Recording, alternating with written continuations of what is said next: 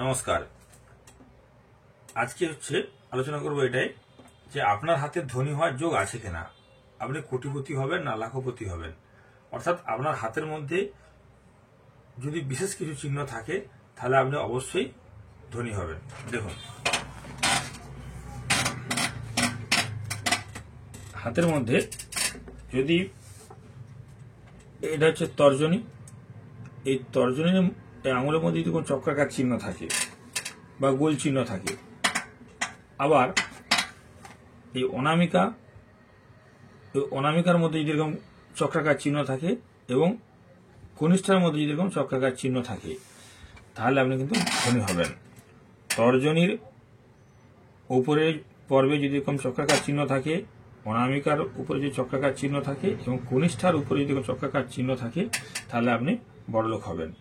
আবার করতলে এটা হচ্ছে আমাদের হৃদয় রেখা, এটা হচ্ছে শিরোরেখা, এটা হচ্ছে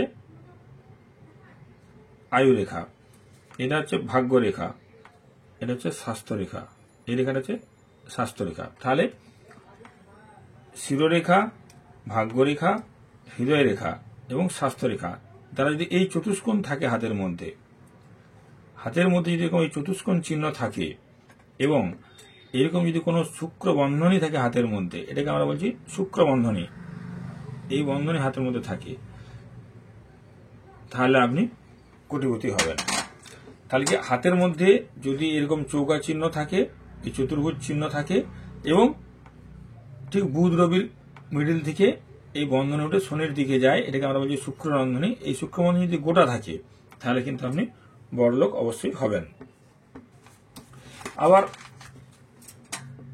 আয়ুরেখার থেকে অনেক সময় রেখা বেরিয়ে দেখবেন এইভাবে ত্রিভুজ চিহ্ন করেছে, এটা হচ্ছে মণিবন্ধ রেখা, এটা হচ্ছে আয়ুরেখা। তাহলে আয়ুরেখা এবং মণিবন্ধ রেখার মিলনের স্থানে যদি কোনো ত্রিভুজ চিহ্ন থাকে, তাহলে আপনি শেষ বয়সে হলেও বড়লোক হবেন বা ধনী হবেন, শেষ বয়সে হলেও আপনি হবেন। আবার এরকম আয়ুরেখার থেকে কোনো রেখা উঠে যদি সোজা রবির দিকে যায়, আয়ুরেখার থেকে কোনো রেখা উঠে যদি সোজা রবির দিকে যায়, আয়ুরেখার থেকে কোনো রেখা উঠে যদি এরকম সোজা রবির দিকে যায়, এই ব্যক্তিরাও কিন্তু অবশ্যই অর্থের ব্যাপারে সচ্ছলতা থাকবে এবং যথেষ্ট ধনবান হবে এবং এদেরও অনেক টাকার মালিক হওয়ার কথা যদি আয়ুরেখার থেকে কোনো রেখা উঠে সোজা রবির দিকে যায়। আবার এই অনেক ক্ষেত্রে মণিবন্ধর থেকে ভাগ্য রেখা উঠেছে, এই মণিবন্ধর থেকে ভাগ্য রেখা উঠেই যদি সোজা বৃহস্পতির দিকে যায়, সোজা বৃহস্পতির ক্ষেত্রে যায়, তাহলে এটা কিন্তু খুব ধনবান অবশ্যই হবে, একদম 100% হবে। ভাগ্যরেখা যদি এই মণিবন্ধর থেকে উপরে উঠে সোজা বৃহস্পতির দিকে যায়, তাহলে এ অবশ্যই ধনবান হবে এবং অনেক কম বয়স থেকে ইনকামের পথ ধরবে, যদি ভাগ্যরেখা মণিবন্ধর থেকে উঠে সোজা বৃহস্পতির দিকে যায়। আবার দেখো, মণিবন্ধ থেকে রেখা উঠে যদি সোজা রবির দিকেও যায়, এই মণিবন্ধর থেকে রেখা উঠে যদি সোজা রবির দিকে যায়, এরাও কিন্তু ধনবান হয়, এরাও প্রচুর টাকার মালিক হয়। মণিবন্ধর থেকে ভাগ্যরেখা উঠে সোজা যদি রবির ক্ষেত্রে যায়, এরাও কিন্তু অনেক টাকার মালিক হয়, অনেক ধনী হয়। রবির ক্ষেত্রে যদি কোনো বৃত্ত চিহ্ন থাকে, রবির ক্ষেত্রে যদি এরকম কোনো বৃত্ত চিহ্ন থাকে, তাহলে এরাও বড়লোক হবে। আবার এই শনির ক্ষেত্রে যদি কোনো এরকম ত্রিভুজ চিহ্ন থাকে আর মঙ্গলের ক্ষেত্রে যদি ত্রিভুজ চিহ্ন থাকে, তাহলে এরা বিপুল সম্পত্তির মালিক হয়। রবির ক্ষেত্রে বৃত্ত চিহ্ন থাকলে ধনী হবে।